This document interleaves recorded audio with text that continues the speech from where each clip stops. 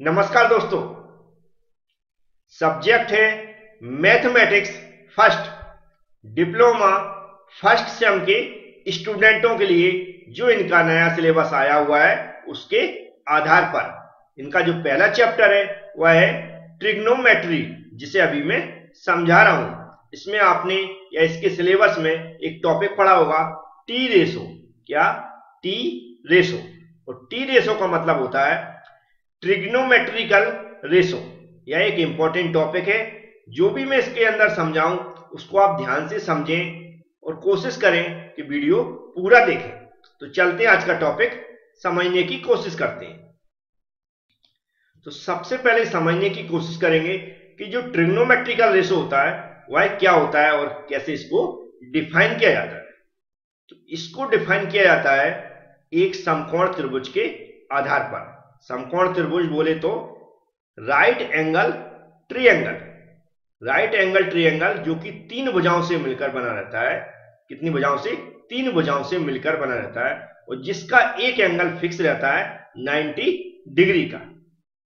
तो उस right angle triangle के अंदर या फिर समकोण त्रिभुज के अंदर जो कोई भी दो भुजाओं ले लें, उनका जो रेशो निकलता है या जो रेशो होता है, जो अनुपात होता है, उसी को हम क्या बोलते हैं? Trigonometrical ratio. याद रखें, टोटल कितनी भुजाएं रहती हैं? तीन। उनमें से अगर किन्हीं भी दो भुजाओं का हम जो रेशो निकालते हैं तो वह रेशो क्या कहलाता है? Trigonometrical ratio. तो नॉर्मली डेफिनेशन की बात हो गई। डेफिनेशन नॉर्मली जानना जरूरी होता है, इसलिए मैं बता देता हूं। अब इसका जो न्यूमेरिकल कंसेप्ट होता है उसको समझने की कोशिश करते हैं। तो बात किसकी की है मैंने? Right angle triangle. तो राइट एंगल ट्रायंगल हम यहां पर बना देते हैं, पर ध्यान से समझने की कोशिश करें आप लोग। तो यहां पर मैंने ऐसा क्या किया, एक राइट एंगल ट्रायंगल बना दिया है। यहां पर आपको दिख रहा होगा। इसको मैं क्या करूंगा, इससे मिला दूंगा। ठीक है, जिसका एक ए वाला जो हमारा एंगल है वह कितने का दिख रहा है? 90 डिग्री का। जिससे मैंने इसको पहचान लिया ये कौन सा है? राइट एंगल ट्रायंगल है, फिर बोलते हैं समकोण त्रिभुज। इसका कुछ मैं नाम दे देता हूं, जैसे कि मैंने इसको हमने ए दे दिया, इसको मैंने बी दे दिया और इसको सी दे दिया। ठीक है, अब तीनों भुजाएं होते हैं, तीनों भुजाओं के कुछ ना कुछ नाम होते हैं। तो नॉर्मली नाम आप जानते होंगे, एक आधार होता है जिसे हम बेस बोलते हैं, एक परपेंडिकुलर होता है जिसे हम लंब बोलते हैं, एक हाइपोटेन्यूज होता है जिसे हम कर्ण बोलते हैं। लेकिन यहां पर एक बहुत बड़ी कंफ्यूजन होती है कि इन तीनों को कई बार पहचानना मुश्किल हो जाता है। क्योंकि अगर हम देखें तो अगर 90 एंगल वाली कोई भी ट्रायंगल है तीन भुजाओं वाला, तो उसका जो 90 डिग्री वाला एंगल है, इसके सामने वाली भुजा कर्ण होती है या हाइपोटेन्यूज बोलते हैं, वह होती है। समझ में आता है? जैसे मैं बना देता हूं, यहां पर दो त्रिभुज बना रहा हूं, दोनों से कुछ ना कुछ मतलब समझने की कोशिश करूंगा।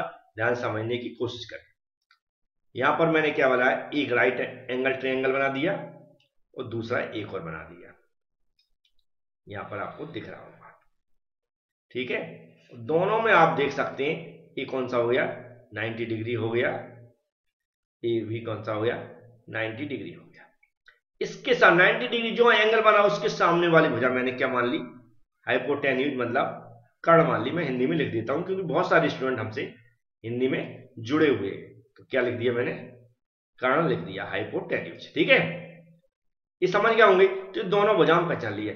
अब इन दोनों में से कौन सा बेस है, कौन सा परपेंडिकुलर है, या इन दोनों में से कौन सा बेस है, कौन सा परपेंडिकुलर है, आपको समझना मुश्किल होता है।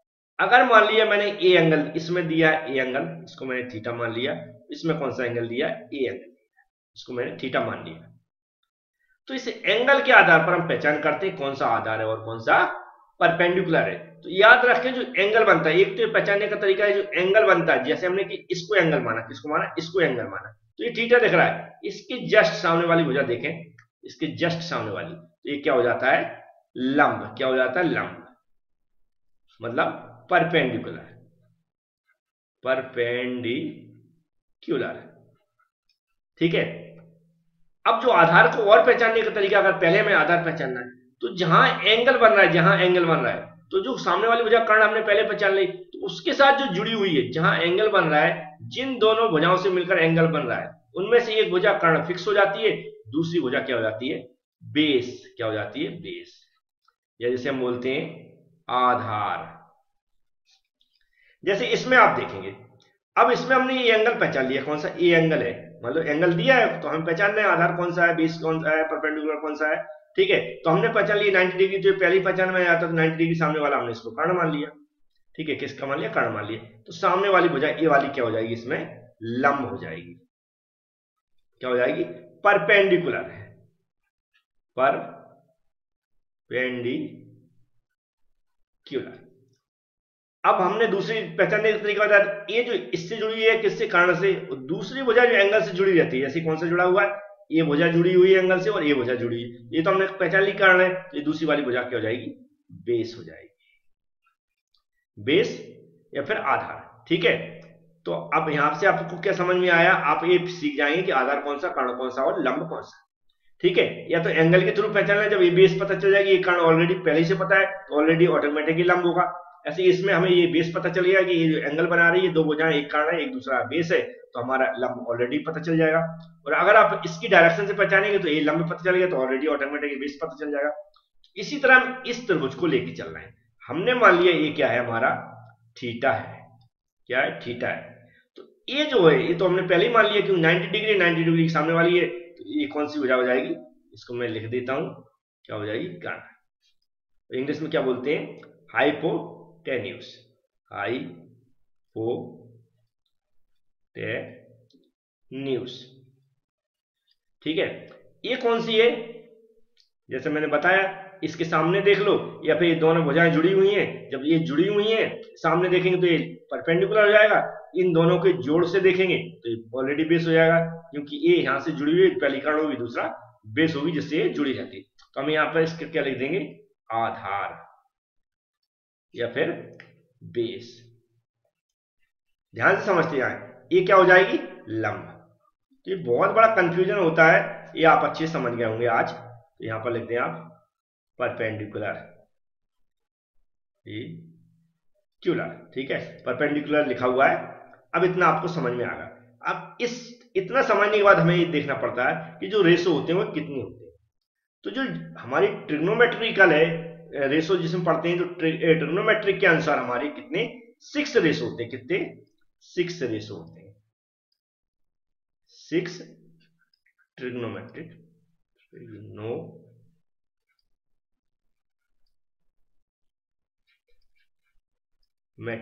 रेशो होते हैं। कितने होते हैं, 6।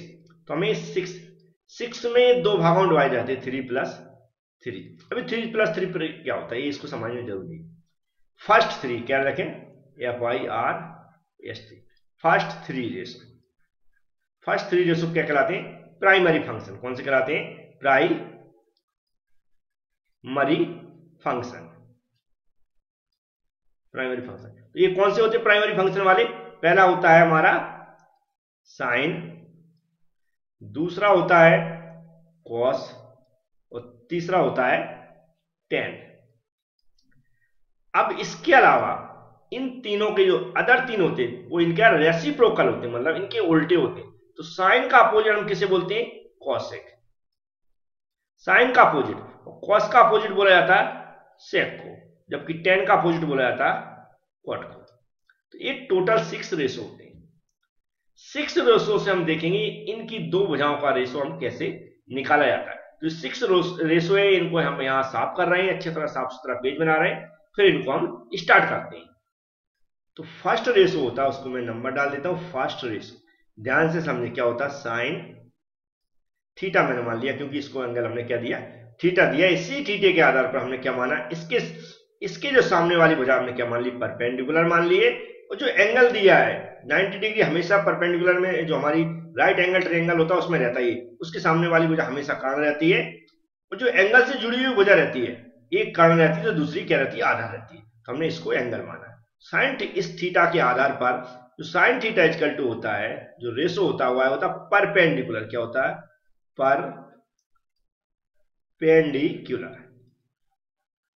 परपेंडिकुलर, जिसे हम क्या बोलते हैं, लंब, बटे हाइपोटेन्यूज मतलब कर्ण।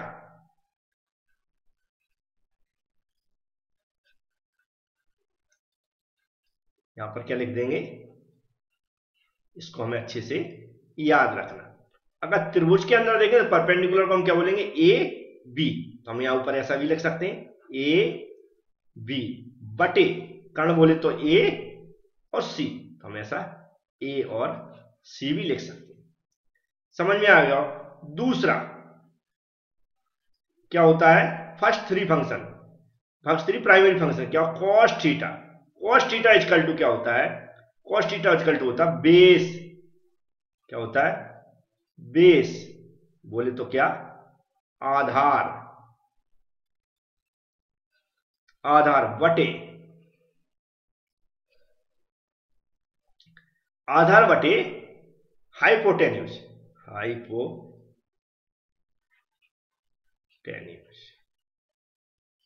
मतलब कर्ण। इसको अगर हम लिखना चाहें तो कैसा लिखेंगे, आधार क्या है यहां पर बी सी और हाइपोटेन्यूज क्या ए सी, तो क्या हो जाएगा बी सी बटे ए सी। थर्ड क्या होता है टेन, क्या होता है टेन थीटा मान लिया क्योंकि थीटा एंगल लिया है। ये क्या होता है हमारा, ये होता है परपेंडिकुलर, क्या होता है परपेंडिकुलर मतलब लंब, बटे लंब बटे होता है आधार बेस, ये लिखा नीचे बेस मतलब आधार। और इसको हम कैसे लिख सकते हैं, परपेंडिकुलर बोले तो ए बी अपॉन बेस क्या है बी सी। अब ये नॉर्मल है, इसको याद करने का तरीका भी होता है, क्या होता है याद करने का तरीका, ये ऐसे याद नहीं होते कई बार, ठीक है। तो हमें याद करना है एक शॉर्ट फॉर्म, हम हिंदी वालों के लिए बता रहा हूं, इंग्लिश वालों का पता नहीं, हिंदी वालों के लिए बोलते लाल बटे कक्का, क्या होता है लाल बटे कक्का, शॉर्ट फॉर्म है मतलब ऐसा कह सकते हैं, लेकिन याद करने के लिए लाल बटे कक्का हमें बचपन में पढ़ाया गया था, उसी आधार में बता रहा हूं। लाल बटे कक्का पहला जो होता है, पहला जो रहता है, पहला ए वाला, इसको बोलते हैं साइन, क्या बोलते हैं साइन।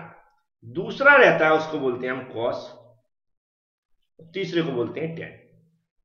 मतलब साइन हो जाएगा यहां बटे एल वाई के, और कॉस हो जाएगा ए वाई के, और टेन हो जाएगा एल वाई ए। मतलब अगर साइन को सीधा एल, एल मीन्स लंब, तो हिंदी में याद रखें साइन मीन्स, साइन का थीटा कैसे रखेंगे, लाल बटे का मतलब पहला साइन हो जाएगा एल के, एल बटे के मतलब लंब बटे कर्ण, ए मीन्स आधार और के मीन्स कर्ण, आधार बटे कर्ण मतलब कॉस, लंब बटे आधार मतलब टेन। तो यहां पर लिखे हुए इसको आप इससे मिला चुके, जैसे मैं बता सकूं एल बटे के मतलब होता है लंब बटे कर्ण जो होता है साइन के बराबर, आधार बटे कर्ण होता है कॉस के बराबर, और लंब बटे आधार होता है टेन के बराबर।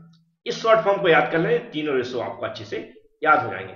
अब इसके बाद कुछ नहीं होता, नॉर्मल इसका उल्टा होता है, जैसे कि साइन यहां पर है साइन थीटा, ठीक है क्या है साइन थीटा, तो साइन थीटा का अपोजिट क्या होता है, जैसे मैंने बताया था कोसेक थीटा।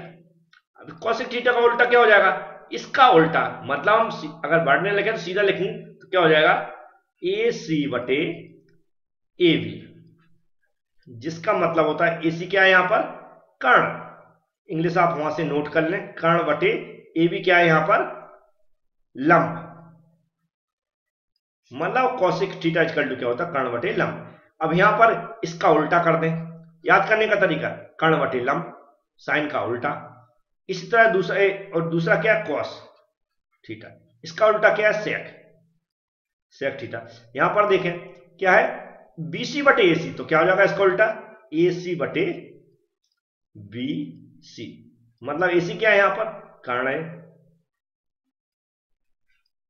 और बीसी क्या है आधार है,